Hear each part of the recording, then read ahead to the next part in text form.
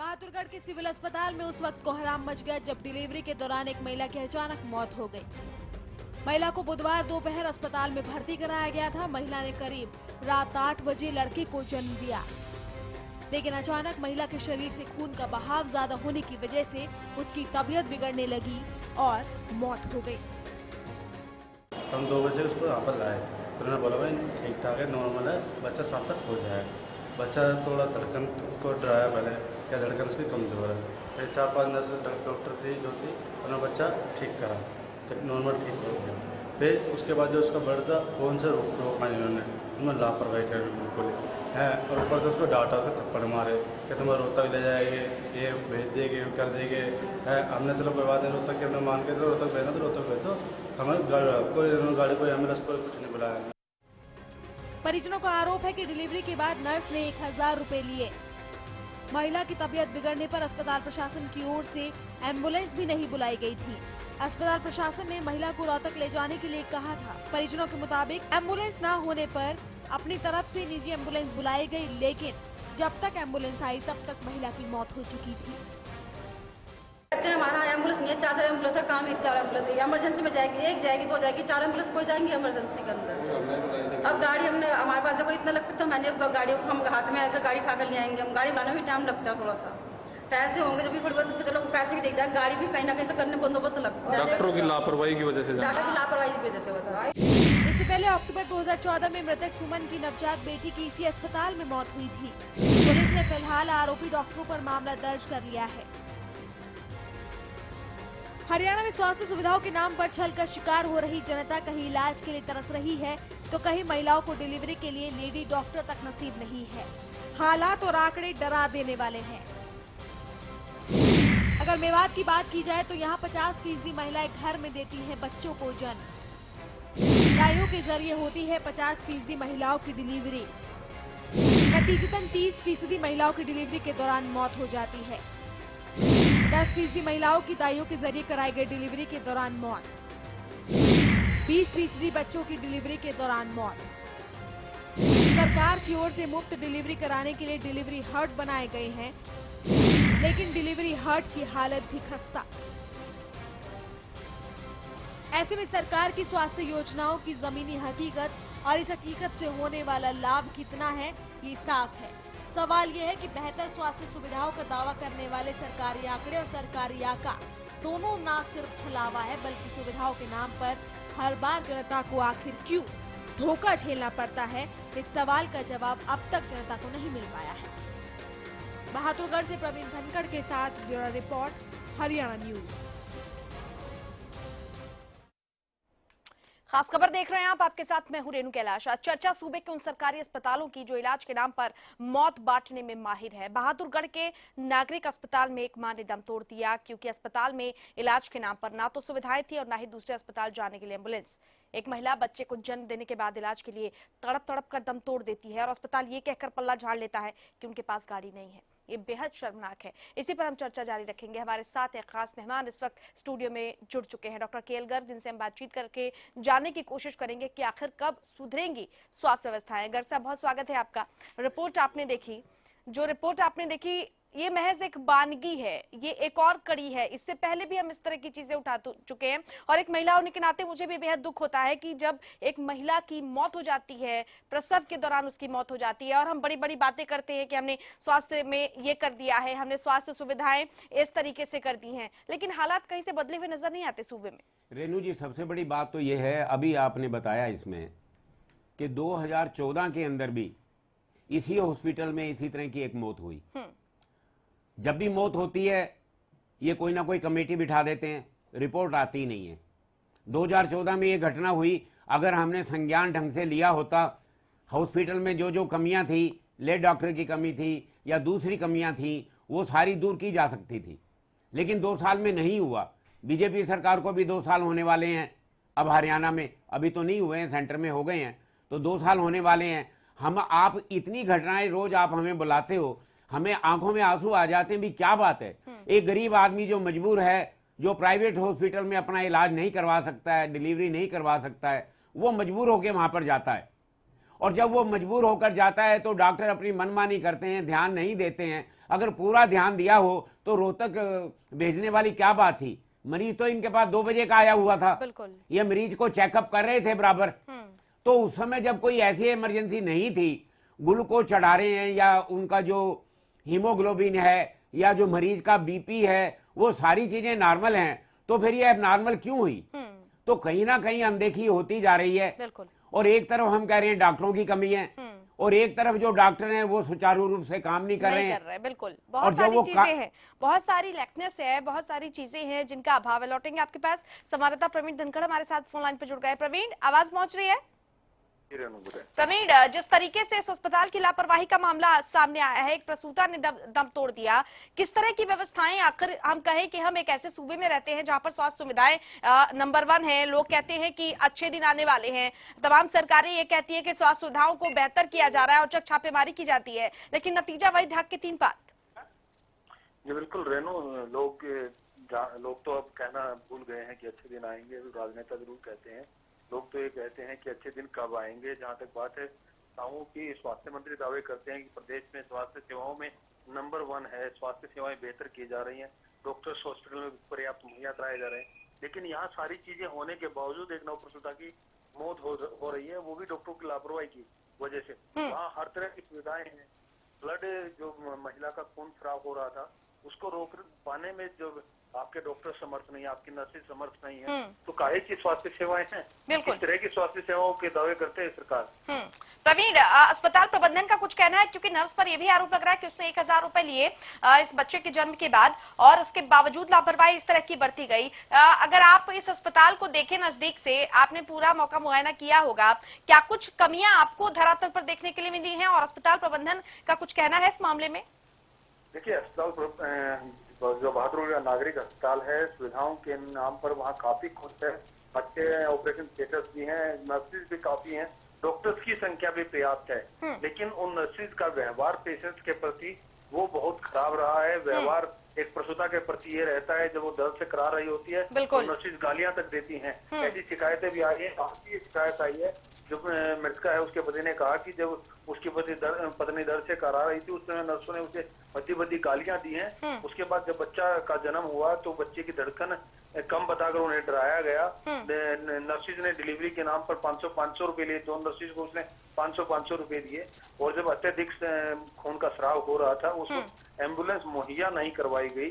Ambulance को phone जब उसने किया तब एम्बुलेंस आई, लेकिन तब तक बहुत देर हो चुकी थी और उसकी मौत हो गई थी।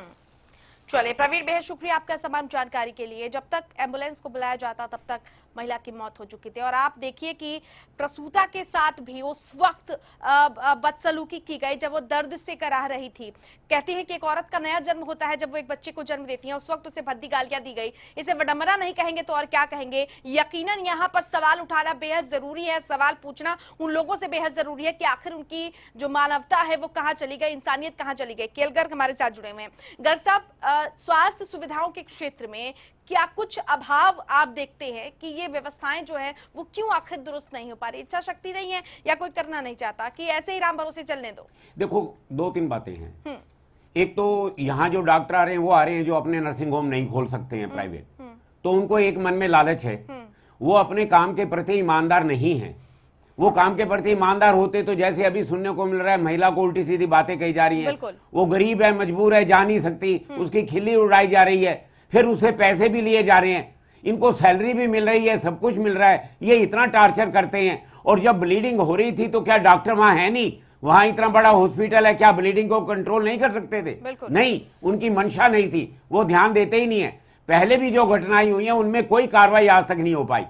तो सोचना पड़ेगा बीजेपी सरकार को कि जनता ने पहली बार इनको वोट दिया है और आम आदमी जो गरीब आदमी है वही हॉस्पिटल में जाता है और जब भी जाता है तो एक ऐसी घटना हो जाती है जिसके ऊपर हम कल्पना भी नहीं कर सकते, आंखों में आंसू आ जाते हैं। क्या बनेगा उस महिला का? दूसरी महिला जाते हुए हिम्मत कैसे करेगी? पैसे उनके पास है नहीं, जा वो और कहीं सकते नहीं है, उनकी मजबूरी है। इतने बड़े बड़े डॉक्टर हैं, एक ब्लीडिंग को नहीं रोक पाते और उसके बाद एम्बुलेंस भी नहीं बुलाते हैं, रिश्वत भी लेते हैं। इतनी चीजें कनेक्टेड है, देख के और सुन के जो है ना मन भर जाता है। बिल्कुल, ऐसी चीजें देखकर वाकई एक बार सोचने पर इंसान मजबूर हो जाता है कि ये हम कौन सी सदी में जी रहे हैं, जहां पर आज भी डिलीवरी के दौरान एक प्रसूता की मौत हो जाती है महज स्वास्थ्य उपकरणों के अभाव में, एम्बुलेंस के अभाव में, डॉक्टरों की लापरवाही की वजह से। ये बहुत सारे अहम सवाल हैं, बहुत सारे गंभीर सवाल हैं जिन पर हम लगातार चर्चा जारी रख रहे हैं। लेकिन एक खास बात यहाँ पर आपको बता दें कि यहाँ के डॉक्टर कुछ भी कहने से बच रहे हैं, यानी कोई भी डॉक्टर ये जिम्मेदारी लेने के लिए तैयार नहीं है कि हाँ कोई गलती, कोई लापरवाही हुई है। ये पहला मामला नहीं है यहाँ के अस्पताल का। हालांकि यहाँ पर व्यवस्थाएं अच्छी दी गई हैं, जैसा कि हमारे संवाददाता ने बताया कि अच्छे यहाँ पर रूम बनाए गए हैं, डिलीवरी रूम, लेबर रूम, सब चीज अच्छे बनाए गए, नर्सें अच्छी हैं, व्यवहार लेकिन उनका सही नहीं है। डॉक्टर्स अपनी जिम्मेदारी को उस तरीके से नहीं समझते हैं जिस तरीके से उन्हें समझना चाहिए। और बेहद अहम बात गर्ग साहब आपने जो कही कि एक पेशा हो गया है, एक व्यवसाय की तरह डॉक्टर्स इस पेशे को देख रहे हैं। जैसा कि आपने कहा कि नर्सिंग होम जो नहीं खोल पाते हैं, जिनकी मजबूरी है यहाँ पर आना, वो बिल्कुल येन केन प्रकार अपने काम को खत्म करना चाहते हैं। ये जो मंशा है वो कितनी खतरनाक आपको लगती है? ये एक सेवा भाव था। जब डॉक्टर एक डिग्री लेता था तो उसको एक सौगंध दिलाई जाती है, अभी भी दिलाई जाती है कि मैंने सेवा के लिए काम करना है, प्रोफेशन के लिए नहीं करना है। वो सारी बातें खत्म हो गई हैं। पहले समाज में डॉक्टर की बहुत इज्जत होती थी, फैमिली डॉक्टर होते थे, घर में कोई बात होती थी तो डॉक्टर साहब को बुला लेते थे कि इनका कहना सब मानेंगे। ये हमने अपने घरों में देखा है, इतनी इज्जत होती थी। डॉक्टर भी बिल्कुल कोई ऐसा काम नहीं करते थे। अब आप देखो इस हॉस्पिटल में पहले भी घटनाएं हो चुकी। एक गरीब औरत जाती है, 2 बजे की वहां है, उसको चेकअप नहीं किया जा रहा। उसकी अगर सारी चीजें प्रॉपर चेकअप की जाती, उसकी खिल्ली उड़ाई जा रही है, उसको डराया जा रहा है तुम्हारी जो बच्ची पैदा हुई है वो ठीक नहीं है, तुम हमें पैसे दे दो नहीं तो होगा ही नहीं।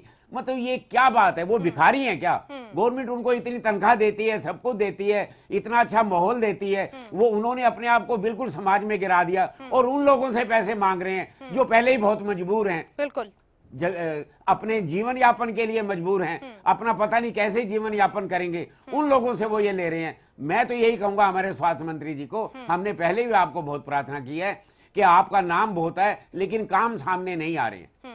आप कुछ इस प्रकार की व्यवस्था करें, जो गरीब आदमी है, जो नागरिक हॉस्पिटल में जाता है, सिविल हॉस्पिटल में जाता है, उसकी व्यवस्था वहां हो, उसका ध्यान दिया जाए, वो वहां ना मरे और वो धक्के खाता ना फिरे। एम्बुलेंस के लिए भी जो है इंतजाम नहीं हो सकता। इतना बड़ा बहादुरगढ़ जगह है, इतनी आबादी है, तो फिर क्या जनता को फायदा हुआ? डिलीवरी हट तक बनाए गए गर्ग साहब, लेकिन डिलीवरी हटों का भी कोई फायदा नहीं हुआ। योजनाएं बना दी जाती हैं महज इसलिए ताकि चर्चा बटोरी जा सके, सुर्खियां बटोरी जा सके कि हमने फला योजना की शुरुआत कर दी है। लेकिन ये देखना शायद सरकारें भूल जाती है कि उसका वाकई फायदा कितना आम जनता को मिल पाता है। मैं तो एक बड़ी ईमानदारी से बात कहूंगा, ये हमारे समाज पे एक बहुत बड़ा कलंक है कि जो दाइयां थी ना किसी जमाने में, मेरे को आज भी याद है, हम उसको चाची कहा करते थे। बिल्कुल। और मैं गारंटी से कह रहा हूं हमारे घर में 25 डिलीवरी हुई थी, एक भी खराब नहीं हुई। उसके पैर छूते थे हम, छोटे, बड़ी भारी उसकी इज्जत थी और उनको बड़ा नॉलेज था। अगर वो कह देती थी कि बच्चा उल्टा है हो रहा है, डॉक्टर की फौरन सलाह ले लो। मेरा कहने का मतलब एक वो जो अनपढ़ औरत थी जिसकी गांव में इतनी इज्जत थी, उससे भी क्या हम गिरे हुए हैं जो इतनी इतनी पढ़ाई करके और मरीजों के साथ इतना अत्याचार कर रहे हैं। उन्होंने कभी भी उनकी खिल्ली नहीं उड़ाई। वो घर की बहुओं की तरह, माँ दादी की तरह उनके साथ व्यवहार करती थी और बड़ी उनकी इज्जत थी। बिल्कुल। तो आज हमें क्या हो गया? हम पढ़ लिख गए, बड़े हो गए, एक गरीब बहू आई है हमारे घर में, बेटी आई है, वो डिलीवरी दे रही, वो पहले ही डरी हुई है, वो घबरा रही है, उसकी पहली डिलीवरी है और उसके साथ हम ऐसा व्यवहार कर रहे हैं। मैं तो ये कहता हूं सरकार अगर सही एक्शन नहीं लेगी तो इन लोगों का हौसला बढ़ेगा। सरकार को कोई ऐसी योजना बनानी पड़ेगी कि ये जो घटनाएं हो रही हैं उनको ये भी देना पड़ेगा। पहले जो घटना हुई थी 2 साल, हमने ये एक्शन लिया। होता क्या है कि जब कोई भी एक्शन नहीं लिया जाता, कागजों में बातें रह जाती हैं, तो इन लोगों का हौसला बढ़ता है, चाहे वो कोई भी हो। वक्त एक छोटे से ब्रेक का हो गया है, ब्रेक के उस पार भी इस पर हम चर्चा जारी रखेंगे गर्ग साहब की आखिर व्यवस्थाएं हैं वो दुरुस्त क्यों नहीं होती और सरकार कब तक इनकी सुध लेगी। जो लौट रहे हैं खास खबर के साथ।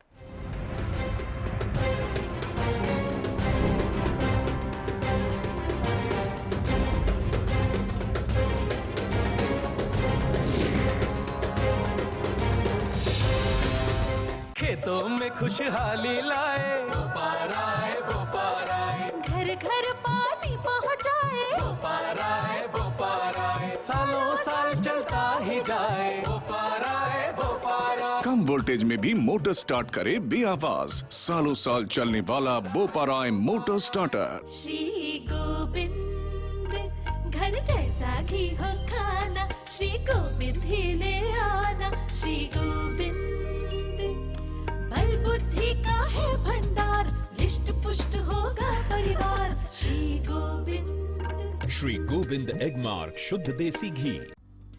सिरसा में अब खत्म हुआ अंतर्राष्ट्रीय स्तर की शिक्षा का इंतजार। MDLR ग्रुप लेकर आए हैं MDK इंटरनेशनल स्कूल। हरियाणा के हरित क्षेत्र सिरसा में विश्व स्तरीय शिक्षा की खास पहचान। MDK international school Cambridge university London से जुड़े सिरसा के इस पहले रेसिडेंशियल कम डे बोर्डिंग स्कूल के डायरेक्टर हैं कैम्ब्रिज एग्जाम्स के आकलनकर्ता मिस्टर लॉरेंस फ्रे। विश्व स्तरीय शिक्षा के साथ MDK स्कूल में है एयर कंडीशन कैंपस और दूसरी आधुनिक जरूरी सुविधाएं, पुस्तकों से परिपूर्ण लाइब्रेरी और एक स्पेशियस कैफेटेरिया जिसमें बच्चों के लिए मिलेगा हेल्दी खाना। MDK इंटरनेशनल स्कूल की विश्व स्तरीय खेल एवं अन्य सुविधाएं आपके बच्चों का स्वास्थ्य एवं चहुमुखी विकास सुनिश्चित करती हैं। तारकेश्वरम धाम के नजदीक रानिया रोड सिरसा में। अधिक जानकारी के लिए संपर्क करें।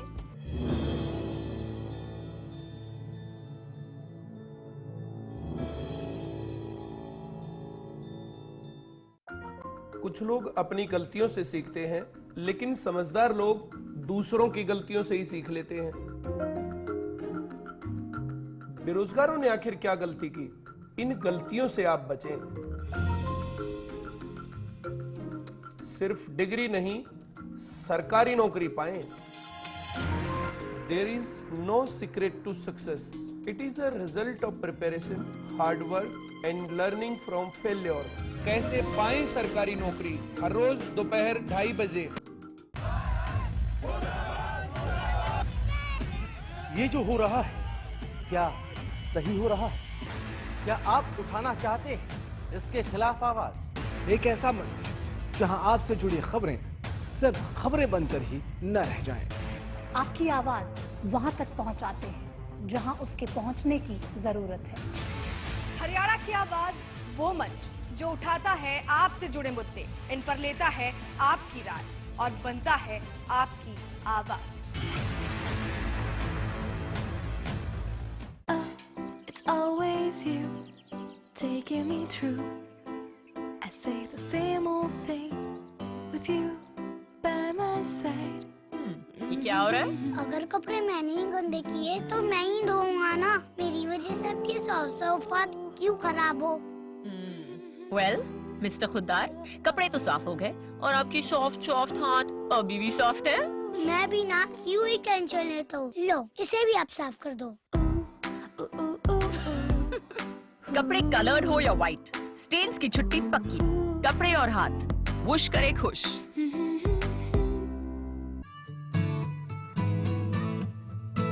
स्वस्थ रहने के लिए मैं विश्वास करती हूँ योगा पर। बालों को स्वस्थ रखने के लिए मैं विश्वास करती हूँ सिर्फ आस्था हेयर ऑयल पर, जो बालों की जड़ तक जाकर उन्हें मजबूत बनाता है, टूटने, झड़ने और असमय सफेद होने से रोकता है। इसीलिए तो मेरे बाल रहते हैं मुलायम, लंबे, सुंदर और घने हमेशा। आस्था हेयर ऑयल, बालों की संजीवनी।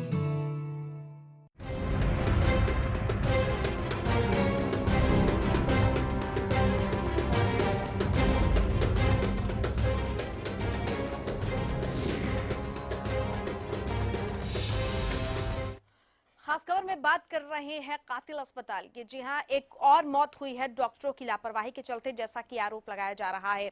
बहादुरगढ़ के जिस नागरिक अस्पताल का जिक्र हम यहां कर रहे हैं, वहां पर पहले भी इस तरह की घटनाएं हो चुकी हैं, लेकिन उनसे कभी कोई सबक नहीं लिया गया। चर्चा करने के लिए खास मेहमान डॉक्टर KL गर्ग हमारे साथ लगातार स्टूडियो में मौजूद है, जिनसे हम बातचीत करने की कोशिश कर रहे हैं, ये जानने और समझने की कोशिश कर रहे हैं कि इस तरह की जो अव्यवस्थाएं हैं आखिर उनका सामना कब तक आम जनता को करना पड़ेगा।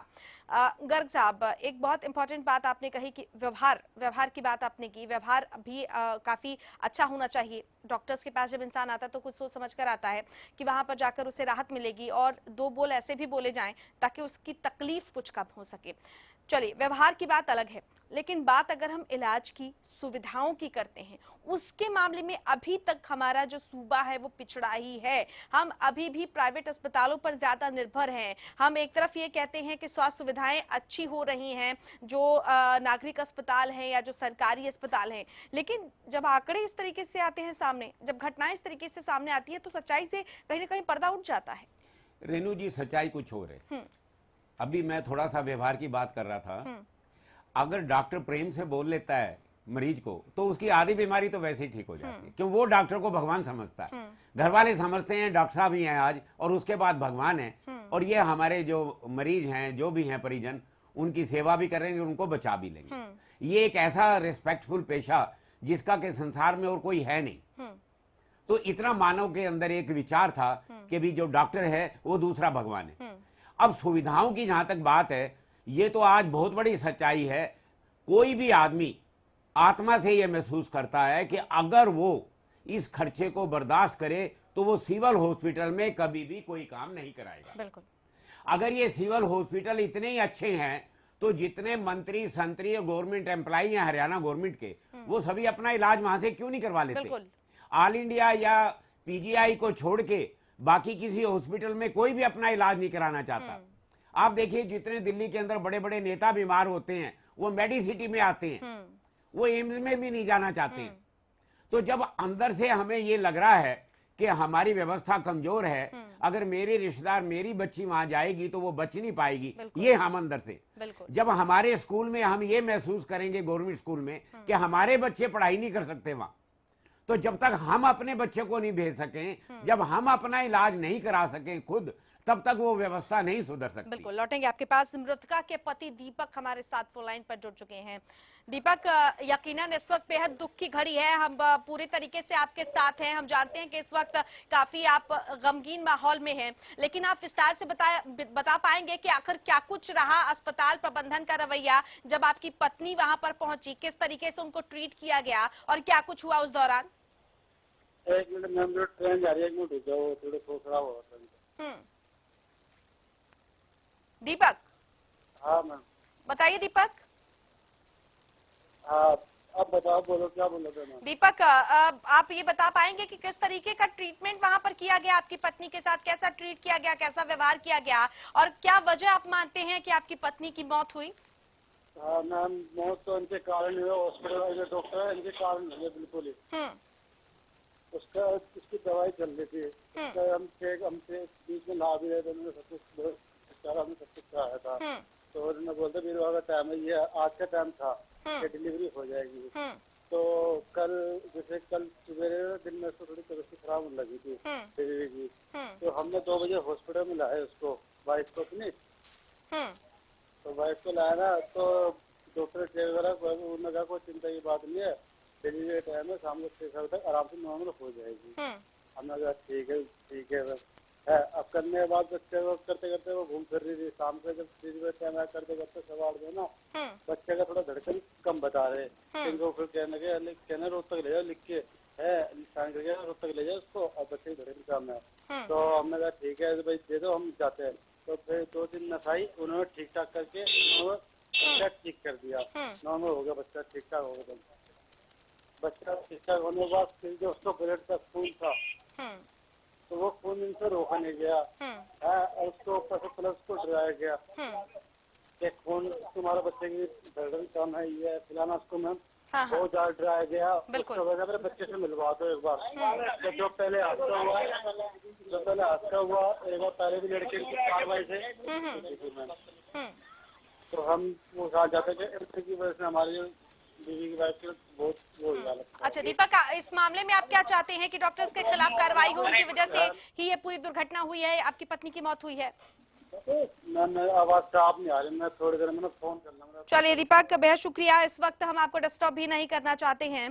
दीपक ये साफ तौर पर कह रहे थे कि पहले कहा गया कि नॉर्मल डिलीवरी है, फिर कहा गया कि आपके बच्चे की धड़कन कम है, बेहद डराया धमकाया गया, बुरी तरीके से डराया गया, और उसके बाद जब महिला की हालत खस्ता होने लगी तब कहीं जाकर उसे रेफर करने की बात की गई, लेकिन तब तक बहुत देर हो चुकी थी। तो ये हालात है सूबे की व्यवस्था के। गर्ग साहब, आपने चर्चा में हिस्सा लिया, बहुत बहुत शुक्रिया आपका।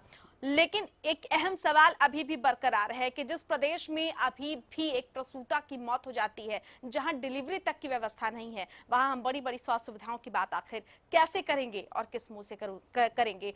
जहां पर जरूरत है सरकार को उन व्यवस्थाओं को ध्यान देने की, उन्हें सुधारने की, ताकि फिर किसी प्रसूता की ऐसे मौत ना हो सके। खास खबर में फिलहाल इतना ही। नमस्कार।